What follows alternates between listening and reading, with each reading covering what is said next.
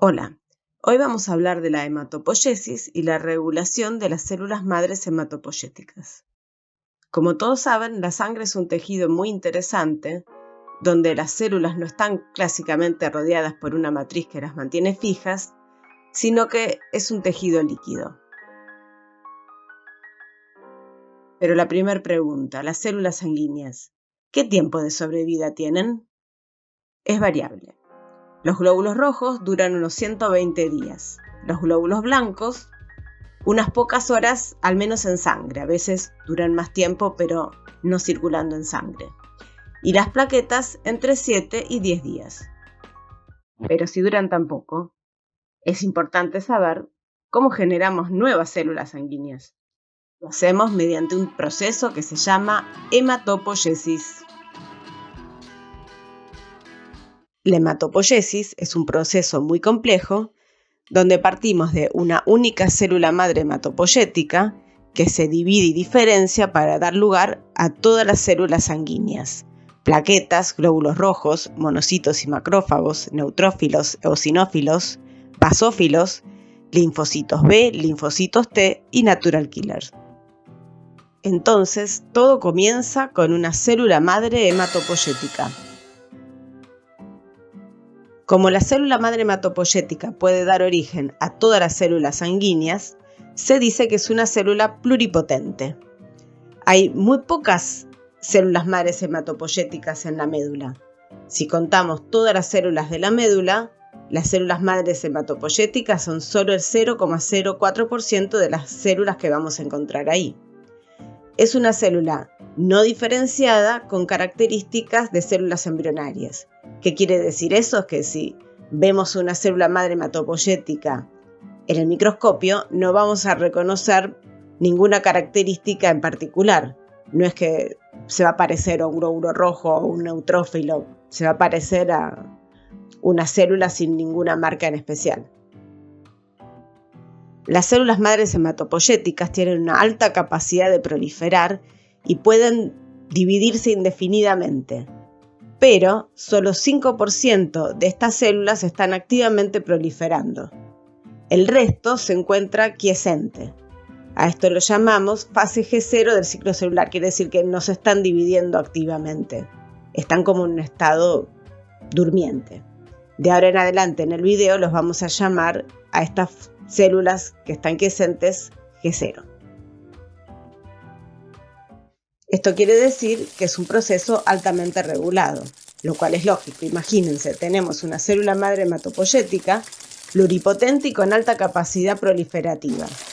Si no regulamos la manera en que se divide, tendríamos finalmente infinita cantidad de células sanguíneas, lo cual sería un desastre. Para entender un poco cómo se regulan las células madres hematopoyéticas, quédate conmigo hasta el final del video que te voy a explicar cómo es que eso pasa. Una célula madre hematopoyética, ahora le voy a decir CMH para hacer más corto, puede tener dos tipos de divisiones. O bien se divide y se autorrenueva, eso quiere decir que genera una célula exactamente igual a la célula madre hematopoyética original, y eso sirve para repoblar la médula. O bien se divide y además se comisiona, esto quiere decir que se diferencia. Cuando una célula madre hematopoyética se comisiona, genera dos tipos de células, o bien un progenitor linfoide o bien un progenitor mieloide. ¿Pero qué son estas células progenitoras?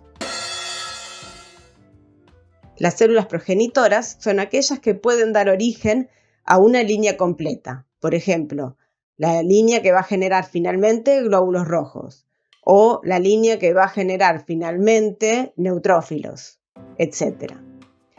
Son células que son multipotentes, o sea, tienen especificidad de línea. A veces generan una sola línea, a veces generan más de una línea, pero no pueden generar todas las líneas como una célula madre hematopoyética. Y también son células que no son diferenciadas. Si las vemos al microscopio, todavía no vamos a poder distinguir la célula progenitora de una célula madre o de otra célula del cuerpo, si no es que no estamos usando alguna molécula que nos marque la célula específicamente. El hecho que se diferencien a las próximas células que van generando la línea depende de la presencia de moléculas específicas que se llaman factores estimulantes de colonia.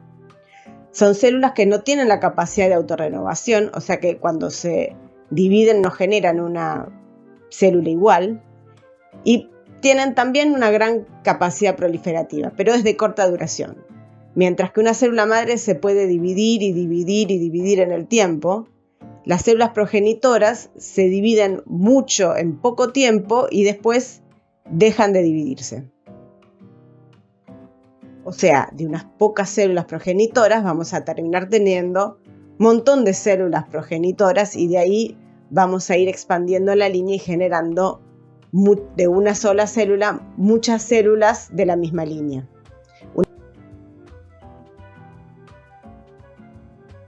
Hay muchas células progenitoras distintas. Las menos diferenciadas van a dar origen a muchas células distintas y las que son un poquito más diferenciadas van a dar origen a dos o una línea sanguínea distinta. Entre las que dan origen a muchas líneas se llaman progenitores pluripotenciales y hay básicamente dos: los progenitores mieloides comunes o UFC-GEM, UFC es por unidad formadora de colonia, que dan origen a las plaquetas, a los glóbulos rojos, a los monocitos macrófagos, a los neutrófilos, a los eosinófilos y a los basófilos.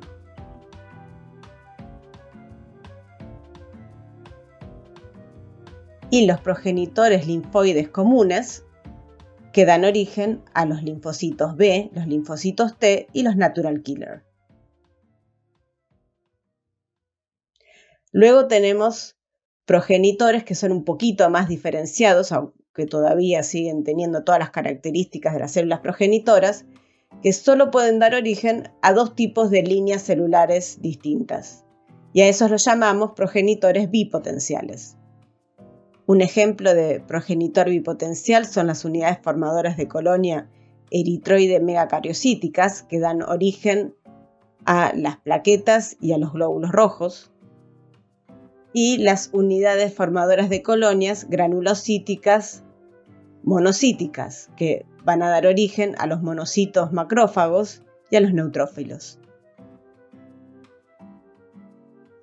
Luego, un poquito más diferenciado, pero todavía progenitor, tenemos los progenitores unipotenciales, que van a dar origen solo a una línea celular.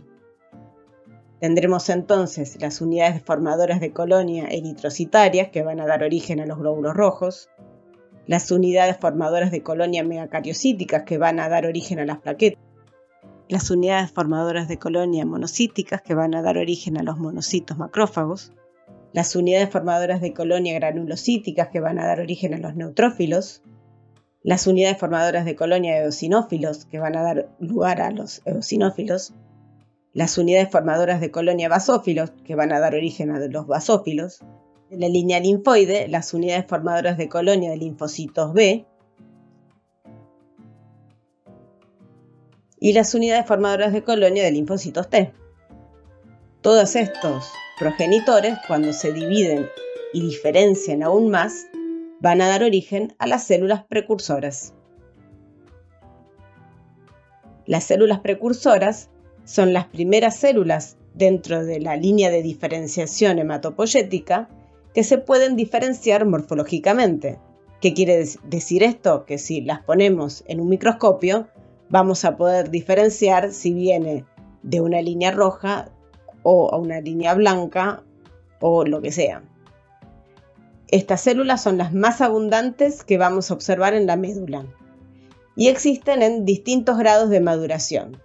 Algunas proliferan y maduran y otras solo maduran.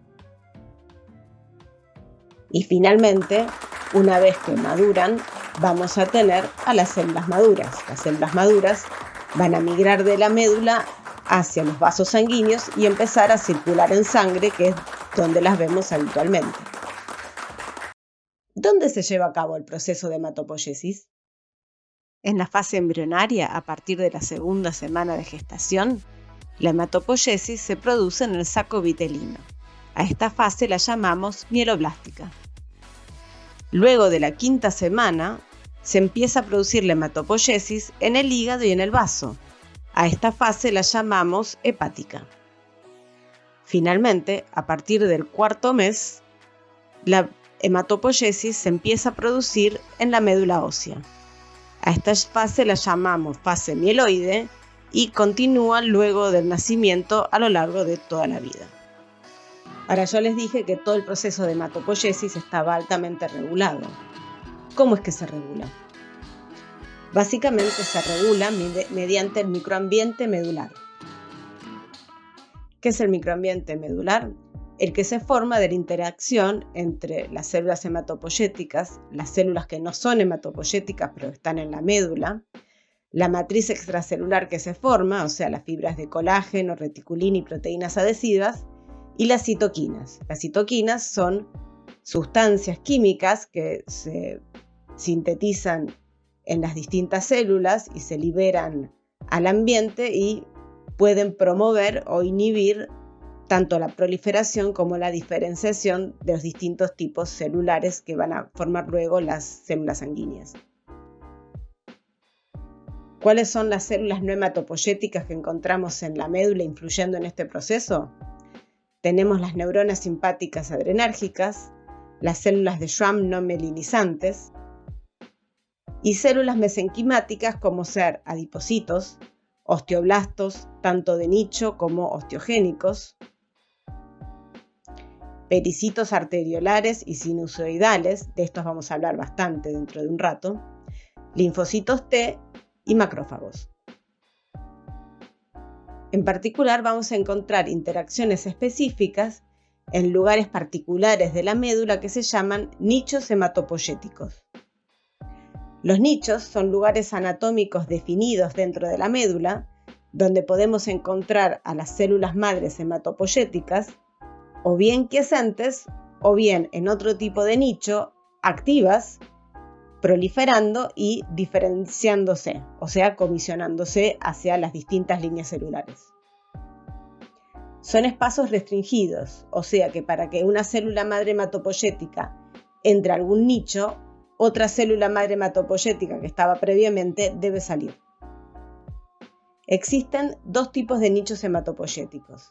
Los endostiales, donde las células madres hematopoyéticas se encuentran en estado quiescente, o sea, en la fase G0 del ciclo celular, y los nichos vasculares, donde las células madres hematopoyéticas se encuentran activas. Uno lo resume como que están en el estado G1 del ciclo celular, pero eso quiere decir que están ciclando, van a pasar de G1 a S mitosis G1 de nuevo. Los nichos endostiales se encuentran cerca de los endósteos del hueso. Por lo tanto, cerca del hueso vamos a encontrar osteoblastos. En particular, nos interesa un tipo específico de osteoblastos que se llaman osteoblastos de nicho, que están regulando la hematopoiesis. Y también hay algunos osteoclastos. Cerca del endostio vamos a encontrar irrigando arteriolas y asociadas a esas arteriolas vamos a encontrar pericitos. En este caso, como son pericitos asociados a arteriolas, se los llaman pericitos periarteriolares. Una característica que tienen es que expresan una molécula que se llama nestina. Y estos pericitos van a estar inervados por fibras del sistema nervioso simpático, que se encuentran recubiertas por células de Schwann no mielinizantes. Los osteoclastos presentes en el nicho endostial, que degradan el hueso, producen un aumento en la concentración de calcio en toda la zona del nicho. Por otra parte, las arteriolas que irrigan tienen un diámetro muy chico y poco flujo, por lo tanto tienen bastante baja concentración de oxígeno circulando, o sea, es una zona de baja concentración de oxígeno. La alta concentración de calcio, sumado a un factor llamado CXL12, o también lo pueden encontrar como CDF1-alfa, que secretan los pericitos arteriolares van a generar que la célula madre hematopoyética sea atraída hacia el sitio del nicho endosteal, porque el CXL12 es una citoquina que atrae hacia donde está, o sea que genera quimiotaxis. También logra mantener en el nicho a la célula madre hematopoyética y es uno de los factores que estimula la sobrevida de esas células madres hematopoyéticas. La célula madre hematopoyética ya se encuentra en el nicho endosteal y se mantiene ahí no solo por la acción del factor CXL12, sino también a través de uniones entre moléculas de la célula madre hematopoyética y el pericito, como ser la angiopoyetina 1, la molécula de unión vascular celular 1 y el factor de células madre, o entre la membrana de la célula madre hematopoyética y las células de los osteoblastos, como ser a través de caderinas. ¿Qué pasa con la célula madre hematopoyética dentro del nicho endosteal? Otra célula que está por ahí, que les dije, son las células de Schwann no mielinizantes. Las células de Schwann no mielinizantes secretan TGF-beta 1, que es un factor inhibidor que, junto con la baja concentración de oxígeno que encontramos en el sitio endosteal, produce que la célula madre hematopoyética se mantenga en un estado quiescente, G0. Esto también está ayudado por trombopoyetina que hay en el lugar secretada por el hígado y que el factor CXL12 se encuentra en baja concentración. ¿Qué ayuda a que no se quede eternamente en el nicho endosteal? Durante el día se activa las células simpáticas que liberan norepinefrina en los pericitos periarteriolares. Eso provoca que baje la concentración de CXL12 y entonces las células madres hematopoyéticas ya no tienen el factor de quimiotaxis que las mantiene en el nicho endosteal y por lo tanto migran y se van del nicho hacia el nicho vascular. Los nichos vasculares los encontramos en la parte central de la médula ósea, cerca de los sinusoides medulares. Adheridos al sinusoide medular vamos a encontrar a los pericitos, en este caso se los llama perivasculares porque están cerca del sinusoide vascular, que también expresan la molécula anestina. Y también vamos a encontrar otra célula en este nicho que se llaman células CAR. Las células perivasculares también están inervadas por fibras del sistema nervioso simpático. En el nicho vascular no solo los pericitos secretan CXL12, sino que también las células CAR secretan altas concentraciones de CXL12. Por lo tanto, el CXL12 en el nicho vascular tiene mayor concentración que en el nicho endosteal y como es una molécula que les dije que era quimiotáctica, las células madres hematopoyéticas van a ser atraídas hacia el nicho vascular.